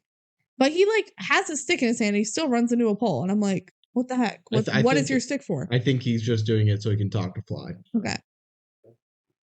Fly says, are you all right? And Jace says, are you? And Fly says, I'm tired of being a loser, okay? You're winning now, and I'm the only loser now, and it sucks. And because Jace is like, I thought you were fine with wrestling. Together, but now you're a winner, and I'm not. Jace is like, I thought you were fine on the wrestling team, and Fly's like, it was fun when we were losing together, but now you're like a cool guy that wins, and I'm still a loser. And then he says, like, I would quit. Except then if I quit, then like I really am a wimp because I'm just giving up. Yeah, quitter's worse than like someone who's bad at wrestling. We stayed through it. Yeah. So then the jocks are like over in the car. They're like, "Hey, Jace, come on over." They don't invite Fly, which is just rude. I know. And Fly is like, "Fine, go. You don't owe me anything." Go party. And then Jace is like, "Okay," and Fly leaves. And then we see Fly in his garage working on his bike. And all of a sudden, Jace shows up. And Fly's like, "I thought you were leaving." And he's like, "No, like, I'm going to hang out with you. Mm-hmm. You want to dance with me?" Yeah, they just go and dance. They go dance, which, okay, I really like this part that, like, Fly fully said, "Go." Mm-hmm. And Jace is like, "Okay," but he doesn't go. He stays, and he's not even like, "Hey, it's okay that you lose. I'm your It's friend like, anyway." let's work on getting you to win. He fully just, like, helps him with his wrestling. Again, this movie is more realistic in a lot of ways and more heartwarming. He's it not gets pitying him. the like, job done as a sports movie. I think it's because Jace knows that Fly doesn't want pity. No, he does not. That's not going to help him feel better. What's going to help him feel better is working on his skill and improving. Yep. And also, any other DCOM would have had Jace leave. Yep. But and instead, have like a whole sad moment. Yeah, and then they make up later. But no, Jace is like a good friend to Fly. And he's like, "You know what? No, I'm not going to go hang out with them because you need me right now. Mhm. Let's work on it." So then Jace shows Fly the dance moves that Mary Beth showed him earlier to get better at wrestling. And Fly's like, "Yeah, I'd rather be dancing with Mary Beth." And then he like breaks in some sick dance moves. So cool. So cool. Okay. Cut to school. Jace is like wearing a Letterman jacket and he's like, "Hell yeah." And Fly also has one, but it's like big for him. And Jace's like, "You should have gotten a small." And Fly's like, "This is a small." And then a jock whose name is Yardley. Yeah, for some reason, this is a jock whose only scene is this one. He's Yardley. mean. He's not on the wrestling team. Yeah. Are we sure he's not? Well, we don't. I don't think he is. We don't know. If he is, it feels weird that he says, "Did you steal it?" Like he would know that he's on the wrestling team. Yeah, I don't know. So yeah, he's like, "Nice jacket, Fly. Did you steal it?" And Fly was like, "No, it's mine." And then Yardley goes, Give me the jacket." He like starts trying to take it off. Yeah, and Fly just goes and pins him. He pins him down. And he says 2 points. Because that's the amount of points you get for a pin. For a takedown. Oh yeah, for a takedown. And then he runs off with Jace. And then Yardley tries to chase after them, but he slips and falls. And as they're running away, Jace goes, "Did you really pin him down?" And Fly goes, "Yeah, I wish you could have seen it." So that was cute. Cut to John Wayne himself. And like in front of the coach, I think. Well, yeah, they're doing like weigh-ins before a match. And then coach says, "If you want to face off T-Rex Turner, you gotta lose." How much was it, like 10 pounds or something? Mm-hmm. Like he has to 6 lose pounds. like 6 pounds. Yeah, 6 pounds. So we're gonna deal with that now. But first, cut to Mary Beth reading to Jace, and she's like, "Where's your head at, Jace?" And he said, "Friday's the last meet, unless they make the state." And he's like, "Yeah, but John has to beat T-Rex, and he has to lose weight to even get the chance to beat T-Rex in order for us to make it to state." Oh, by the way, they're at Jace's house right now, and then Mary Beth goes and plays a little drum, but like not well. And then Jace does the, when you're making pottery, and it's all romantic. He helps Mary Beth play the drums. Oh, they're so cute. It's like spooning, but not laying down. Yeah, like, "Oh, let me help you with that." Yeah.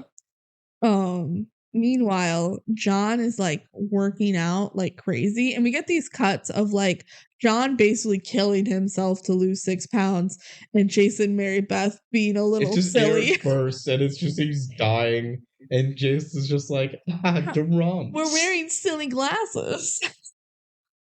Outside. Okay, so now Mary Beth is leaving, and they're outside of Jace's door, and Jace like leans in for the kiss. But Mary Beth says, "Don't." And she's like, who are you more scared of? Like my dad or your coach or something? And it's like, wait, isn't that the same person? And she's like, "Yep." And then she goes down in the car, and Jace realizes that he's parked down there, and he goes, hi, coach. And the coach goes, hi, Jace. Like, were you about to kiss my daughter? Yeah, like a little worried that they were about to kiss. Yeah. It was pretty cute. Okay. Cut to Spanish class, or they're like right outside of the Spanish classroom, I think. And Luke bullies Jace about being in the newspaper, so the reporter did put him in the newspaper. I don't know if this is the same reporter. It probably is. Well, later on, they at the end of the movie, the reporter comes back and says, "Can I make that story on you now?" Which makes me think it might be someone else. Also, the coach is maybe it's like the school newspaper or something. Yeah. The paper says he's an inspiration, and coach said he's there for the team, and the coach makes comments like, "I'm happy that people will be able to look at him and feel inspired." And Luke goes, "See, he's only having you here to be a poster boy." Yeah. And so then Jace, this part's funny. Jace goes into the gym and he kind of goes up against, like, I guess his office is kind of like a cage, like, think like a cage, but it's an office. I don't know. It's weird. But he like goes up there and he's like yelling for the coach. He goes, "Coach, if you don't let me wrestle off with Luke, I'm quitting." And Jace didn't realize that coach was like standing right next to him. And he's like, "Is that a threat?" And Jace like realizes that he's next to him and goes like, "Oh, okay." He's like, "I want to prove once and for all that I deserve this slot." Mm-hmm. And so coach is like, "Okay, fine. Like, I'll allow it." So it's face-off time, baby. Fly is cheering Jace on, and they wrestle. And Jace, like, slams him down and pins him, like, really fast. And John is over on the exercise bike. Mm-hmm. And when Jace takes him down, he's, like, smiling. Yeah. And it's so cute. He goes, "I taught him that." He's just, like, a proud parent while still dying on a bike. Yeah, it's so cute. Like, he's like genuinely friends with Jace now and wanted Jace to win. So it was really cute. And then they shake hands and Luke says, "Good job," which I'm surprised. He's like, "Okay." Well, if he got bested, it's kind of, you have to be humble at that point. Yeah, he's like, "Okay, I guess you actually are pretty good at wrestling now." But Jace is in pain because his shoulder popped out. Yeah, it probably got dislocated. Yeah, it got dislocated. So the coach pops it back in. So like, he says like, he says it's gonna hurt, and Jace says it can't possibly hurt more than it does right now. And then he's like, "Okay, I'm gonna pop back in." And then right before he does, he goes, "Oh, hi, Mary Beth." Pop. I think it was to like ease the muscles for a second. I think it was to kind of mess with him a little bit, to like distract him. I'm like, "Oh, Mary Beth's here." Well, hey, you want to kiss my daughter? Yeah, it also could be a little bit of that. Okay, so now they're at the wrestling match. And John made his weight requirement. Woohoo! He did it. He definitely isn't looking that good, though. Uh-oh, John isn't feeling too good. And Jay says, "Maybe you shouldn't wrestle."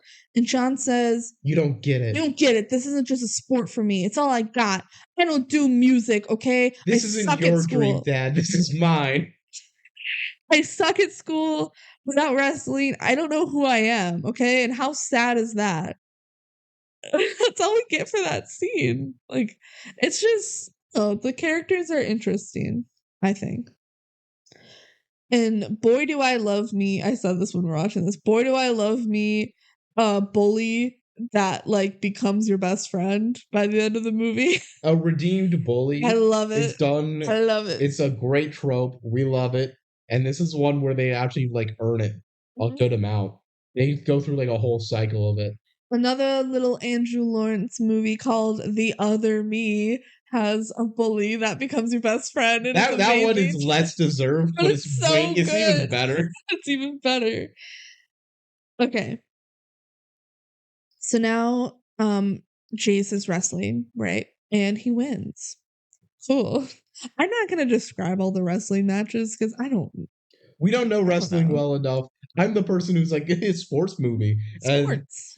Like, I don't know wrestling enough to tell you too much about what's going on. All these matches are close. Some of them are like, did they get the points in time before the timer went off to be able to see who won? Because that might change it. And then there's like decisions by the ref, and there's pins and stuff. It's just wrestling action. Yeah. If you like wrestling, you know what you're getting into. If you don't like wrestling, it's not that important. Yeah. Okay, so now John is up, and he's kind of out of it, right? And he's going up against T-Rex Turner. They're both undefeated champs and longtime rivals. They're longtime rivals and undefeated, but apparently have never played each other. I'm sure they have played each other. Well, then how are they both undefeated? I think they're both undefeated this year. Okay. And they haven't played each other this year yet. Because I believe T-Rex Turner is 2 years undefeated, so he may have beaten He probably has beaten John before, yeah. Okay, so then wrestling happens, and it's kind of back and forth. But then John ain't doing too good. He's tired. T-Rex pins him, and now they're like tied. Yeah, okay. So T-Rex pins him and wins the match. John lost his match. So now for the teams, they're all tied up. It comes down to Fly. Fly needs to win his match for his team to win. Mm-hmm. And so Fly wrestles, and guess what? He wins. Woo! Woo! No, Fly hasn't beaten anyone this whole year. So just whoever this one guy is on the other top team in the country, or not country, in the state, region, whatever it is apparently pretty bad. Yeah. And he looks like a little boy. They're both just little boys. Yeah. Okay? Fly wins. By the way, the order that they do the wrestling matches never makes sense. It's always a different convenience. Yeah, it's always a different order. I feel like you would just go in a certain weight class order. Yeah. But they just jump around to whatever they want to show in the plot first. Yeah. Okay, so Fly wins, and everyone on the team's like so pumped and excited for Fly and whatever. Except John is still sad. He's not like mad at Fly or anything. He's just sad. Mad he lost. Yeah, he's just sad that he lost his own match. Okay, cut to practice. They all like crab walk backwards. I just want to put that in because I hated doing crab walks in gym class. I thought they were dumb. Okay, circle up. Coach says he's proud of everyone, and he said, let's go to state and win. And then he says, John, I appreciate you working really hard, but like, this is too much for you. That was obviously a bad idea to get you down to 6 pounds. So I'm moving you back up in weight class because dieting like that is just too dangerous for you. Okay. Mm-hmm. John is not happy about it. He wants the rematch with T-Rex. Yeah, but too bad. This is what coach says. So John storms out and he knocks over a chair. He's being a real dramatic boy. He's just a dramatic little boy. Wrestling is his whole life. Okay, Benji? He does nothing else. And the movie doesn't tell us anything else either. Yeah. And then coach says, Luke, you're back in. And Jace, you're moving up. So Luke's going to be at 145. Yep. Jace is going to be at 154. I think that's what it was. I have no idea. It's way easier to gain weight than lose weight. Yeah. So they're going to say, Jace, like you gain some weight and go off against John is T-Rex. Going up to 160. Unnamed character who was at 160 just lost his spot. Yes. That's how it is. That's how it be. All right. Cut to Jace. Angry drumming. And Dad's like, damn, you want to talk? And Jace is like, I have to face off against T-Rex. He's scary as heck. And the dad's like, you don't have to, Jace. Like, you don't have to do this anymore. Just listen to your heart. And now Jace is sad guitaring in the school music class. He got really depressed when he's like, I have to face T-Rex. Yeah. I'm going to die. I'm going to die. And Wayne Brady comes in. And this is during lunch. And Wayne Brady's like, that's cool music that you're playing. And Jace is like, it sucks how people say I'm brave for doing things that normal people do every single day. And now I have to go and fight T-Rex. We'll wrestle him, not fight. Same thing in the grand scheme. I'm sick of like almost killing myself just to fit in. And Wayne Brady's like, what the hell? Like, you join in to be just like everyone else. And guess what? Everyone is afraid at your age. Everyone. Afraid to fit in, whatever. So just like face your fears and put yourself out there. Run with scissors. Run with scissors. So now Jace talks to John. And he's like, John, You can't bail on us now. We're a team. Okay? You need to finish what you started. You said wrestling is your life. So what? You don't get to get your rematch against T-Rex. You're part of this team, and we love you no matter what. Aw, team sport. Yeah. Yeah. And John says, "You're really going to do it?" Yeah, he's like, you're actually going to face T-Rex. He's going to kill you. And Jay says, "I will if you will. Like, I'll still wrestle if you will." And John says, "All right, bet. I'm in." I don't think he says, all right, bet. That's just the vibe. I think he said, cool. All right. I think he said, all right, bet. All right. So now we're at all state regionals. Yeah, they're very unclear about if this is regionals or state. I think it's regionals. I think it's regionals. But previously they mentioned like, winner of this goes to state. I don't know. It's weird. Like, it's just one of those things I think is a minor writing error. Yeah. Okay. John is up for wrestling, and the wrestling happens, and then John wins. Hooray. Now Fly is up to wrestle. Wrestling happens. Fly wins. This time he pinned him, because before he won by points, this time he won by pinning him down. This should be important to note. They're very consistent about this aspect of it. Pin is worth 6 points, and you're like, there's a team score and an individual score. So a pin's like a 6-0 victory. Yeah. Meanwhile, like winning by points might be a 4-2 victory. Yeah. And I think it depends on how different the point system is. Yeah. So you don't get totally punished if you win or if you lose, but it was close. Yes. It is better to lose a close match than to lose by a pin. Yeah. So there is a difference, and that changes everything. Mm-hmm. So the whole team is like super supportive of Fly now and love him, and it's great. It's great to see. It's really and that one kid just is the only person in life to lose to Fly, and he's lost twice. Okay, so now Luke is up, and guess what? Luke loses. What? Fuck Luke. I mean, he's not as much of a dick anymore. I don't think he gets any more lines. No. He loses. So now it all comes down to Jace. Dun dun dun. Final match of the round. Anything but a pin will send their team to state. By the way, they're the Huskies. I never mentioned that. Go Huskies. Yeah, so the Huskies are up 5 points on the Cowboys. As mentioned previously, a pin is worth 6 points.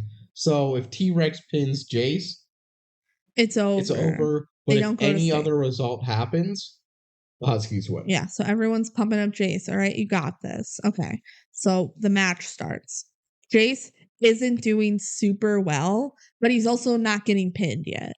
There's lots of body slams on Jace. He's getting hit. He's beaten up. Yeah, in slow motion. And you can tell he's using his little dance moves maybe a little bit, like his balance is better. But then there's another body slam on Jace, and T-Rex has his arm, and it looks like he's going to pin him down. But Jace rolls out of it by, hurting his shoulder a little bit. He rolls out and hurts his shoulder. Everything. So there's injury timeout. They've gone through multiple rounds, by the way. Yeah. So there's 28 seconds left, and they're doing the injury timeout. Yep. And Jace is like, no, it didn't pop out. I'm trying to continue, but it does hurt. But it hurts. And so coach gives some advice like, okay, he's going to go for your shoulder because he knows use that as bait. Yeah, use it as bait. Do this move. Don't get pinned, okay? Leave it all on the mat. Going to the mat. That would be, leave it all on the mat would be a better title. It's a little wordy. Leave it on the mat? He says leave it all on the mat. But just all on the mat? Right. The mat? The mat. Final period, let's go. Jace takes down T-Rex Turner.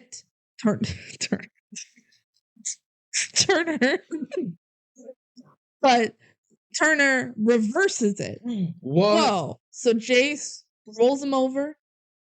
And he's holding him down, and they're just watching the time goes down. Like, can Jace make it through the match without getting pinned? And he's holding T-Rex Turner down, and the time runs out. Woo! They did it. So T-Rex, he won the match. Presumably by a decent amount. But he did not pin him. Therefore, the Huskies are going to state. Huskies won the team event. Jace lost the individual event. Hell yeah. And then T-Rex, he compliments Jace. He's like, hey, good job. I'll see you at state. Oh, and he also lifts his hand up as a winner. Yep. Also, why do they also get to go to state? They don't get to. Probably the individual do. he's probably an individual competitor because he's like the best in state. You think so? Is that a thing? I'm pretty sure that's a thing. I think there's team and individual aspects to going to state. Interesting. At least I feel like I remember that from high school. Yeah. So they're all good sports and it's all good fun. And the team lifts Jace up and it's really cute. I really like that he didn't win the final match. It's smart. It's smart writing there. Yeah. Rex Turner is painted as this like opposing threat that's really hard to beat. And he is. Yeah, but all he had to do was not get pinned by him, and he did it. So it's not like an unbelievable feat where he beats like the best wrestler in the state when John couldn't even do it. Mm-hmm. No, he just survived the match without getting pinned, and that was good enough for the team. And it also just helps like the team was good enough to win without having to beat Turner, which is cool. Okay, the Huskies are celebrating their win, and the reporter comes back, and he's like, "Hey, Jace, I want to do a story on you." And Jay's like, "You gonna talk to my other teammates too?" And he's like, "Yeah, okay, I'll go talk to your teammates." And then the reporter asked John, like, "What makes this season so different? Like, you have a blind teammate." And John goes, "What? Who's blind?" And the reporter goes, Jace is blind. And yeah, John's like, "What? Jace is blind?" That's crazy. He didn't even notice. Hey, you guys, did you know that Jace is blind? And Fly's like, "That's crazy. I hang out with this guy all the time and I had no idea." I would notice.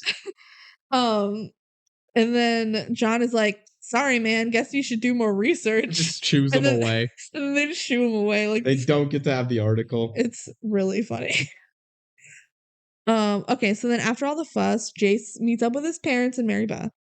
And then he's like, "Hey, parents, can you give us a minute?" Ooh, they're gonna kiss. And then they don't actually kiss. She goes, "I'm so proud of you." And he goes, "Cool." And then he's like, "You want to dance?" And then he plays some music on his little recorder.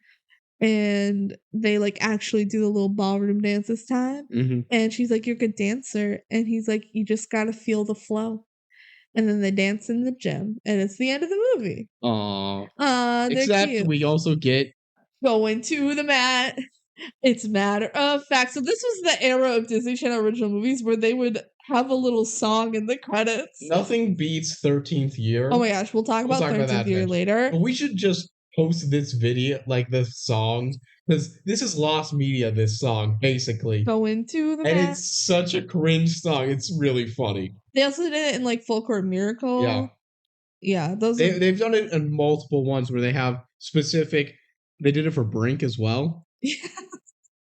Where they have a song that's like the title of the movie, which is so funny. And that just is like really awkwardly put as a credit song. Yeah. So that is Going to the Mat. I really like this one. I like this movie. Just like, it's a good watch. And it's surprising to me how much I did like it. Especially like, I'm not the hugest fan of sports movies. I think they're fine. Mm-hmm. I just like the choices that they made. I like the writing. And it's just a good little wholesome story. It's a good time. It's high B tiers where I had it previously, and I'm pretty confident that's where it still is, where it's like bordering on A. I had it literally the top rated B tier movie for myself previously. Still have it at the top of my B. It's just a good time. That's like a cute, good movie that doesn't do anything particularly super special or well, but it's a good time. Yes. Okay. So final Jank House ranking was 36. You have it at 38. I have it at 29. Which I think, again, if you think about tier-wise, we're still all saying, like, roughly the same thing. Yeah, and we both said the top of our B, so you just have more movies in your A and S, whereas I don't. I'm a little more selective. Mm-hmm. But, yeah, we're right around the same spot. We like it. It's a good movie. It's a good time. There's nothing much more really to say about it. Love me, my Andrew Lawrence. He got real buff for this movie. Oh my gosh, he's so ripped. He prepared for this role. Even in the beginning, he's ripped and you can just notice it. Yeah. Love me, my Wayne Brady. I thought the coach was a great character. Mary Beth was a cool character. It's just a simple, good movie. We don't get much to say about it. I love me a bully that turns nice. Yeah. Cool. So that's going to the mat. If you have thoughts, you can email us at thedcomduo@gmail.com. Check out our TikTok. I have been posting now. Yes, I can't be like, you're going to see a new TikTok on this day. You can see a new TikTok right now on Girl vs. Monster and potentially... There'll be one on Camp Rock by the time this comes out. I think so. There will be. Yeah, so I have some Camp Rock coming out. I'm going to go in order of our episodes. So that's the era I'm at right now. Like Camp Rock, and then I have an Under Wraps TikTok ready to run. So just like look for those as they come out. I'm actually doing them now. Yeah. And other than that, thanks for listening. Yeah. We're on Spotify, we're on YouTube, we're on Apple Podcasts. Yeah. We're on TikTok. We're on whatever way you're currently listening. Yeah. And other than that, we're gonna roll for the next movie. Yeah. What do you think it's gonna be? I think it's gonna be Radio Rebel. I think it's gonna be Cloud 9. Whoa. Okay. Spin the wheel. What did we roll?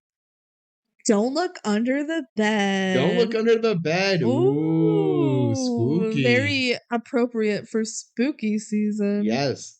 This is a weird movie. It's strange. I have opinions on it, but I don't even fully remember all of them, so we'll get to relive them all. I remember not liking it that much. I think everyone else liked it more than me. I respect the movie for certain aspects, but I also just didn't like the plot. It's kind of weird. And there is some drama at the end. This is the one everyone says was like an actually scary DCOM. Like, I mean, the general public. Yeah. So that's for spooky season. Tune in 2 weeks. Or Halloween special, except it's not even the one episode that's closer to Halloween. It's definitely spooky season though. So yes. We'll tune in 2 weeks. We will watch Don't Look Under the Bed. Bye. Goodbye.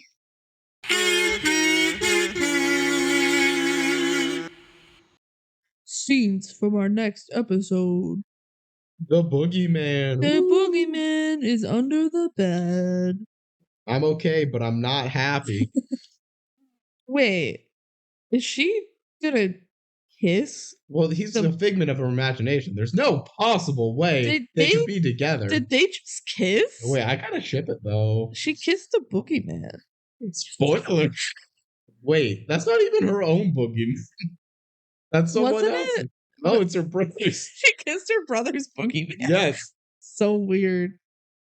It feels a little wrong. Okay, bye. Bye.